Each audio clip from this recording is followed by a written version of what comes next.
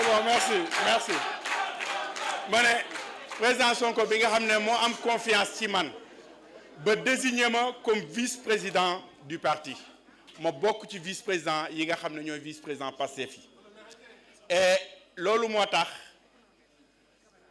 docteur Babou mi nga xam ne moo nekkoon sama adjoint Pastef nekk tey coordinateur du MONCAP te ma am ci mbégte bu rëy parce que damaa xam ne le MONCAP dafa nekk entre de bonnes mains parce que dama koy wax souvent mouvement des cadres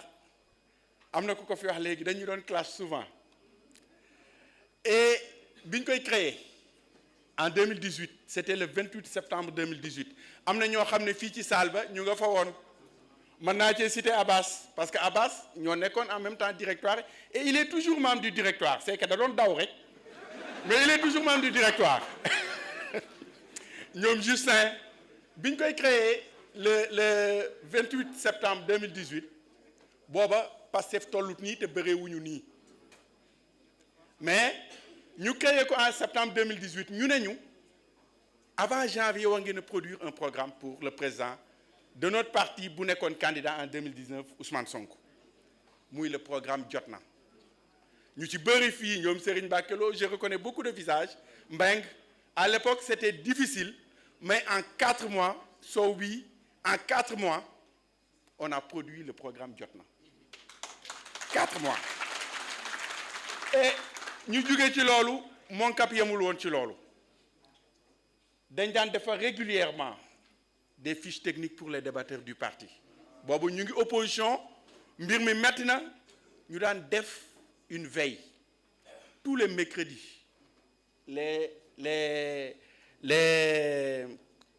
communiqués du conseil des ministres dañ ko daan scruter à la loupe pour di xool ñu jógee ci loolu au-delà des fiches techniques benn député lañ amoon muy président Ousmane Sonko à l'époque ñu daan ko préparer régulièrement des questions écrites à l'Assemblée nationale te loolu MONCAP moo ko doon def MONCAP doon organiser des universités du MONCAP jot nañ fee organiser 2 benn bi sur l'économie benn bi sur le numérique boobu j'étais le coordinateur adjoint du MONCAP parce que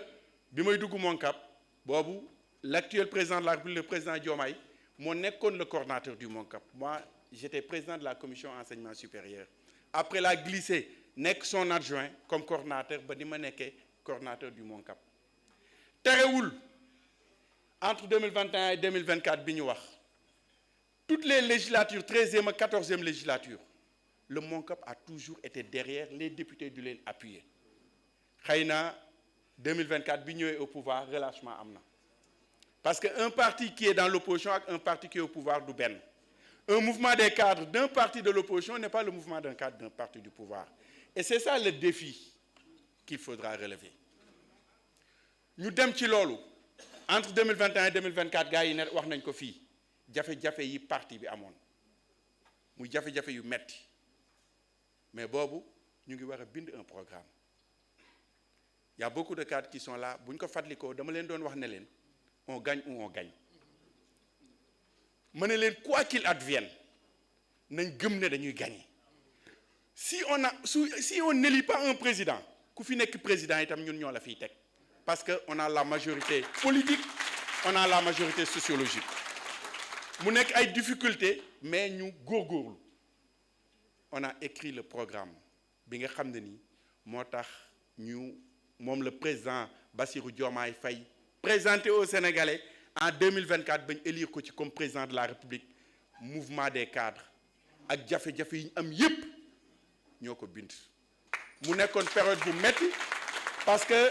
sama gars yi koo wax mu ne la bala nga ne naam ne fa c'était très difficile mais on s'est accroché commissariat scientifique yi di def seeni livrable ñu dajale ko on avait 1700 pages je dis bien 1700 pages de livrable ñu waroon ko synthétiser pour génne ci une 50aine de pages pour am un programme politique loolu c'est le mouvement des cadres qui a fait ça donc liñ fi def yëpp je tenais à rappeler que ne foog ñu dooleel mouvement des cadres parce que dafa yàgg nekk cëslaayu parti bi xëy na du ñu gis mouvement des cadres comme ni ñuy gisee ñeneen ñi mais moom mas a nekk cëslaayu parti bi te dafa nekk mouvement bu transversal. C'est le seul mouvement du parti à structure horizontale. Mais Ngagne Demba Touré mi c'est le secrétaire général de la JPS, mais Ngagne Demba Touré est membre du MONCAP. ñu nekk Mojib ñu nekk ci yeneen kii ils sont membres du MONCAP parce que MONCAP c'est un mouvement à structuration horizontale. moo tax doo gis MONCAP dans les départements doo gis MONCAP dans les communes. MONCAP c'est au niveau national, c'est pour tous les cadres du parti. mbala may terminer ma réitérer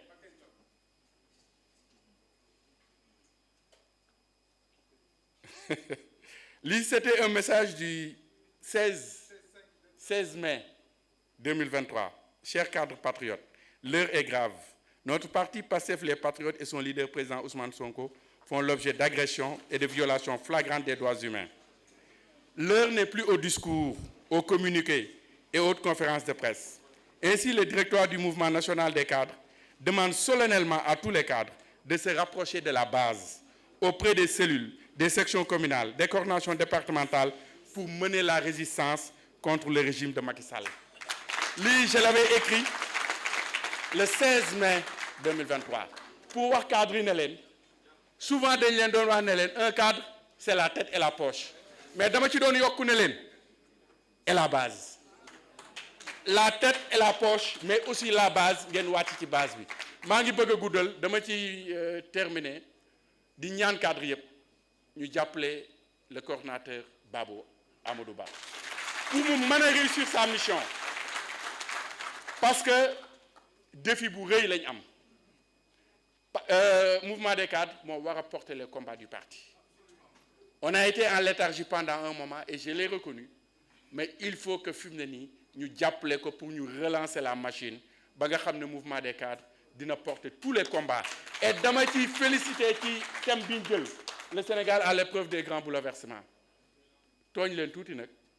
c'est sûr que di ngeen fi wax bouleversement économique géopolitique politique di ngeen fi wax lépp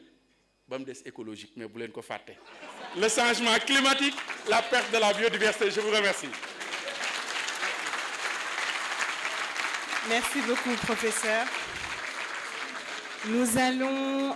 accueillir pour sa prise de parole, qui devait d'ailleurs passer après le maire Abbas. C'est une erreur de ma part, je m'en excuse.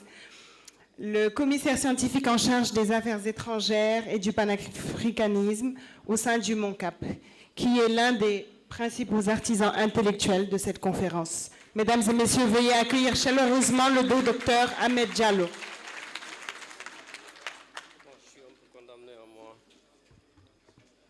Bonsoir. Moi, je pense que je n'ai ni la taille et ni l'éloquence de mes prédécesseurs. Et en plus, la modératrice a fait l'erreur de me mettre vers la fin. Donc, je suis très malheureux. Mais quand même, je voudrais souhaiter la bienvenue à tout ce beau public qui est venu répondre à notre appel ce soir. Donc vraiment, on vous remercie et on vous présente aussi d'emblée toutes nos excuses parce qu'on sait que la salle, elle est assez étroite.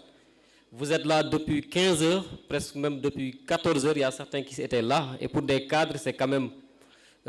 surprenant, mais je pense que c'est leur engagement et leur détermination qui a parlé ce soir. Donc je ne serai pas long parce que également je suis sous l'enclume des panélistes. J'ai passé beaucoup de temps à les convaincre pour leur faire venir ce soir. Et je sais qu'ils ont hâte de prendre la parole pour montrer également que le MONCAP n'a pas faibli en les invitant. Donc je voudrais juste placer des mots de remerciement à l'endroit du mouvement des cadres, pas seulement le commissariat Affaires étrangères et